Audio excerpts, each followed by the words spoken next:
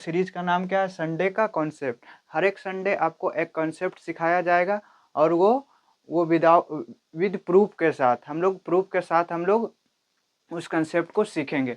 देखिए आज आज का मेरा कंसेप्ट रहने वाला class 10 maths arithmetic progression AP का एक कॉन्सेप्ट है T N is equal to A plus N minus one into D nth term of an AP. देखिए आप लोग जानते होंगे क्या एपी क्या होता है? पहले तो हम लोग ये जान लेते हैं एपी क्या होता है। एपी का जनरल फॉर्म जानते हैं ना, ए। और ये जो प्रीवियस वाला जो टर्म है उसमें से क्या होता है, एक फिक्स नंबर हम लोग ऐड करते हैं। जैसे ए है, ए में हम लोग एक फिक्स नंबर ऐड कर लिए डी, फिर इसी में एक और फिक्स नंबर जो जो फिक्स नंबर इसमें ऐड किए वही फिक्स नंबर इसमें भी ऐड करेंगे तो क्या हो जाएगा, ए प्लस डी है, एक डी और ऐड करेंगे तो क्या होगा, 2d। उसी तरह से ए प्लस 2d है, आगे और एक डी ऐड करेंगे तो 3d। उसी तरह से हम लोग का आगे चलता रहेगा। देखिए इसमें ए क्या है, ए है फर्स्ट टर्म, ए है फर्स्ट टर्म। और डी क्या है, डी को हम लोग बोलते हैं कॉमन डिफरेंस, डी को हम लोग बोलते हैं common difference. Basically common difference क्या होता है, बाद वाले टर्म में पहले वाले टर्म को सब्सट्रैक्ट करके जो आता है उसको हम लोग क्या बोल देते हैं, कॉमन डिफरेंस। जैसे देखिए बाद वाला टर्म क्या, कोई दो टर्म लेते हैं, कोई दो टर्म लीजिए, ये दोनों या फिर ये दोनों, ये फिर ये दोनों, कोई भी दो टर्म लेंगे। जैसे दो टर्म क्या ले, हम लोग ये वाला दो टर्म ले लेंगे तो क्या होगा, बाद वाले में पहले वाले को सब्सट्रैक्ट करने पर जो आता है उसको हम लोग डी बोलते हैं ना। बेसिकली बाद में क्या है, ए प्लस डी, इसमें से ए को सब्सट्रैक्ट कर दिए, पहले वाला सब्सट्रैक्ट कर दिए तो क्या आया, डी आया। तो ये डी मेरा क्या है, कॉमन डिफरेंस। बेसिकली जब हम लोग कोई एक फिक्स नंबर ऐड कर रहे थे ना, जैसे इसमें डी ऐड कर रहे थे तो ये जो मेरा फिक्स नंबर होता है वही मेरा कॉमन डिफरेंस होता है। ये हम लोग जान गए क्या, फर्स्ट टर्म। और डी हम लोग डी क्या होता है, कॉमन डिफरेंस। यहाँ से मेरा एक फॉर्मूला डेराइव होता है क्या, T N is equal to A plus N minus one into D, जिसको क्या बोलते हैं, nth term of an AP. जिसे देखिए फर्स्ट टर्म हम लोग मान लेते हैं टी वन क्या है, ए, टी टू क्या है, ए प्लस डी, टी3 क्या है, थर्ड टर्म, ए प्लस 2d। देखिए इसमें आपको एक पैटर्न नजर आ रहा होगा। देखिए यहाँ से देखिएगा, टी3 थर्ड टर्म है तो 2d, बेसिकली ये क्या है, ए प्लस 3 है ना, 3 माइनस वन इंटू डी। उसी तरह से सेकेंड टर्म है, सेकेंड टर्म तो एक डी है तो हम लोग A plus 2 minus one into D. और ये फर्स्ट टर्म है तो कोई डी नहीं है तो बेसिकली ए प्लस फर्स्ट टर्म है तो वन में से क्या करेंगे, वन को सब्सट्रैक्ट करेंगे इंटू डी।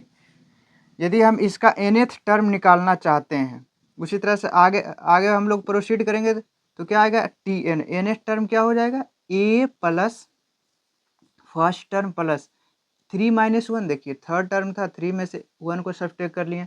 यहाँ सेकेंड टर्म था तो सेकेंड में 2 में 1 को सब्सट्रैक्ट कर लिए। यहाँ फर्स्ट टर्म था तो 1 में से 1 को सब्सट्रैक्ट कर लिए। इसी तरह से यह nth टर्म है, जब nth टर्म है तो n माइनस वन कर लेंगे इंटू डी, यहाँ से मेरा क्या हुआ, ये फॉर्मूला डेराइव हुआ।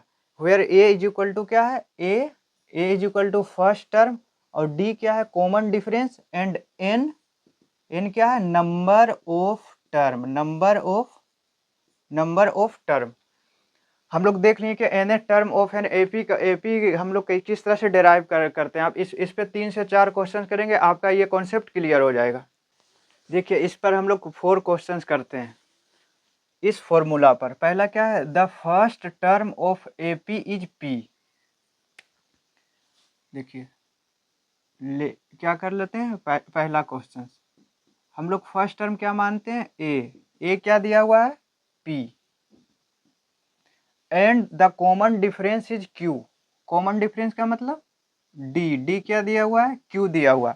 देन इट्स 10th टर्म, क्या पूछा है, 10th टर्म, तो A10 पूछा है तो A10 क्या होगा, हम लोग क्या जानते हैं, Tn। देखिए यहाँ A10 पूछा है ना, A10 का मतलब क्या होगा, A10 का मतलब A plus 10 minus one 9d। ये तो हम लोग समझ रहे हैं, हम लोग प्रूफ में देखे थे ना। यहाँ 10 है तो 10 में 1 सब्सट्रैक्ट कर दो, यहाँ 11 रहता तो 11 में 1 सब्सट्रैक्ट करके हम लोग डी के साथ लिख लेते हैं। तो A10 क्या हो जाएगा, A प्लस 9D। तो यही 10th टर्म पूछा है, 10th टर्म देखिए ना, 10th टर्म हमसे पूछा है। तो 10th टर्म क्या हो जाएगा, 10th टर्म A क्या है P प्लस 9 D क्या है Q। तो मेरा 10th टर्म क्या आ गया, A10 is equal to P plus 9Q। ये जरूरी नहीं कि हर समय A और D ही दिया हुआ होगा। इस क्वेश्चन से हम लोग क्या सीखें कि A और D हमेशा नहीं दिया हुआ होगा। A की जगह पे फर्स्ट टर्म P भी हो सकता है, D कॉमन डिफरेंस Q भी हो सकता है, और P की जगह पे और दूसरा भी M भी हो सकता है, N भी हो सकता है। देखिए सेकेंड नंबर क्वेश्चन क्या है, सेकेंड नंबर है thirtieth term of the AP। देखिए कोई एक AP दिया हुआ है, ये AP क्या है 10 7 4, ये एक AP है। पूछा है क्या 13th टर्म, बेसिकली T30 पूछा है ना, T30 या फिर A30 आप लिख सकते हैं। देखिए पहला टर्म को A मान रहे हैं तो A30 हम लोग निकाल सकते हैं। कैसे निकालेंगे, देखिए A13 कैसे निकालेंगे, A30 क्या होगा A प्लस 30 माइनस 1 29D।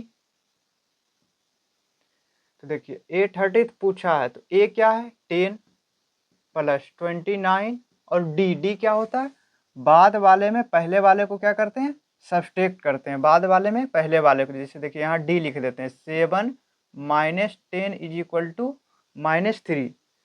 तो हम लोग क्या लिख सकते हैं, यहाँ पे -3 लिख सकते हैं। तो 10 29 3 जा 87 और प्लस माइनस माइनस, तो मेरा आंसर क्या आ गया -77।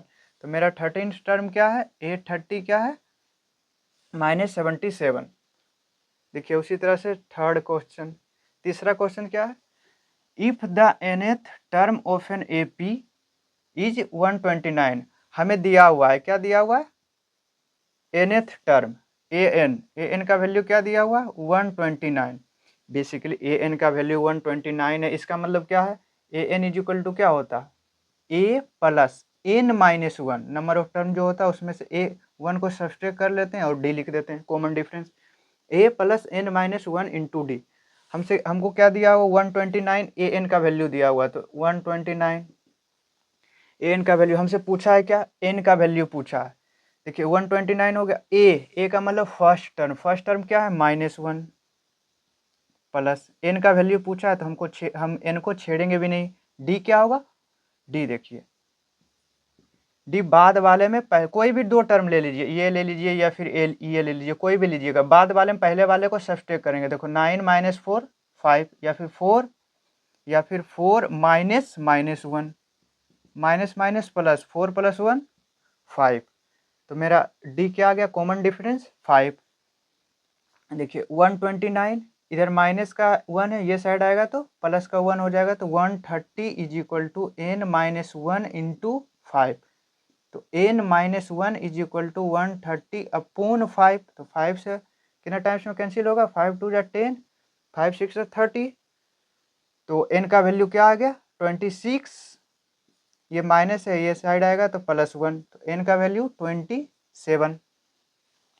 हम लोग थर्ड क्वेश्चन कर लिए। देखिए चौथा क्वेश्चन क्या है, if the second term of an AP is 13। Second term का मतलब देखिए and the fifth term of an AP is 25, तो फाइंड इट्स सेवंथ टर्म। देखिए सेकेंड टर्म क्या होता है A2 क्या होगा A प्लस 2 माइनस 1, ऐसे लिखते थे ना हम लोग, प्रूव किए थे ना, 2 माइनस 1 इंटू डी, 2 माइनस 1 1, तो 1 से d में मल्टीप्लाई करेंगे तो d। और दूसरा क्या दिया हुआ है, ये क्या दिया हुआ है 13 दिया हुआ है, ये 13 के इक्वल दिया हुआ है। एंड फिफ्थ टर्म का मतलब A5 क्या दिया हुआ है A5 का मतलब A plus 5 minus 1 4D, A5 minus 1 4D is equal to क्या दिया हुआ है 25। हमसे पूछा क्या गया है सेवंथ टर्म, A7 का मतलब ए प्लस 7 माइनस 1 6d। हमको यहाँ से दो इक्वेशन दिया उन्हें इसको लेट से इक्वेशन 1 मान लेते हैं, इक्वेशन सेकंड मान लेते हैं। यहाँ दो इक्वेशन दिया हुआ, दो वेरिएबल दिया हुआ, ए दिया हुआ है, डी दिया हुआ है। तो हम लोग सब्स्टिट्यूशन मेथड से भी निकाल सकते हैं, हम लोग एलिमिनेशन मेथड से भी निकाल सकते हैं। यहाँ से ए और डी का वैल्यू निकाल के यहाँ पे क्या रख कर देंगे, पुट कर देंगे, तो मेरा ए 7 आ जाएगा, बेसिकली 7 टर्म आ जाएगा। देखिए सब्सट्रैक्ट इक्वेशन 1 फ्रॉम 2 हम क्यों किए, हम लोग जानते हैं ना, pair of linear equation 2 variable में पढ़ चुके हैं ना, एलिमिनेशन मेथड। किसी भी एक वेरिएबल को क्या कर लो, एलिमिनेट कर लो, कैंसिल कर लो। तो हम लोग a माइनस ए कर दे रहे हैं, 2 देखिए 1 को 2 में सब्सट्रैक्ट कर रहे हैं, तो क्या होगा, a माइनस ए 0 के एलिमिनेट हो गया, 4d minus D 3d is equal to 25 minus 13 12। D का वैल्यू क्या आ गया, 12/3, 3 से ये 4 टाइम्स कैंसिल, डी का वैल्यू क्या आ गया 4। अब क्या करेंगे, इस डी का value put D is equal to 4 in equation, किसी में भी रख लीजिए, 1 या 2 किसी में भी रख लीजिए, हम लोग 1 में रख ले रहे हैं। तो ए प्लस डी के जगह पे 4 इज इक्वल टू 13। तो ए का वैल्यू क्या हो जाएगा, 13 माइनस 4 9। तो हेंस ए 7 यानी 7 टर्म क्या हो जाएगा, ए प्लस 6d। तो ए का वैल्यू क्या निकाले, 9 प्लस 6 मल्टीप्लाई बाई डी क्या है 4। तो 9 प्लस, देखिए ना, 9 प्लस 24 क्या हो जाएगा 33।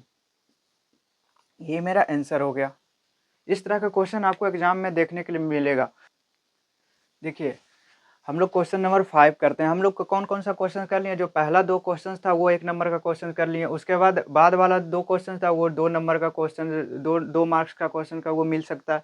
ये क्या है, ये 5 नंबर का जो क्वेश्चन, ये 3 मार्क्स वाला क्वेश्चन है।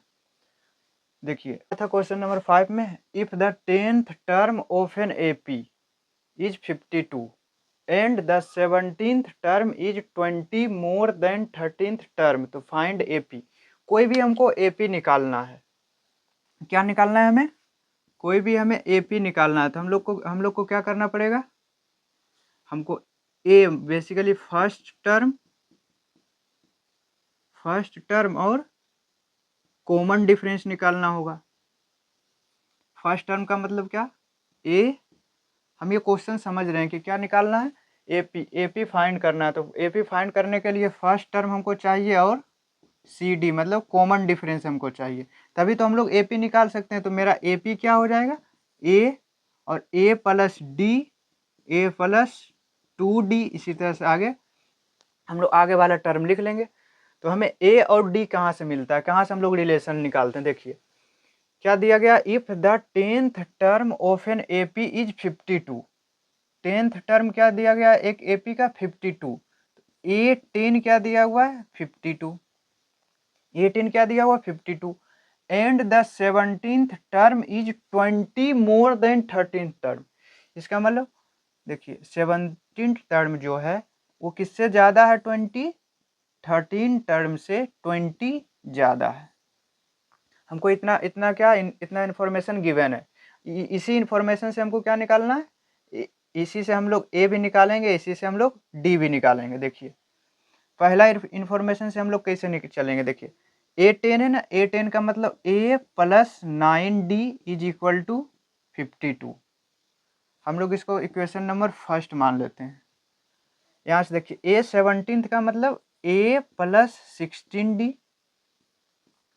माइनस A13 का मतलब A plus 12D is equal to 20। तो देखिए A plus 16D minus A minus plus minus 12D is equal to 20। A से ए कैंसिल हो गया, plus A minus A, 16D minus 12D, 4D is equal to 20। तो D is equal to 20/4, 4 से 25 times, तो D is equal to 5।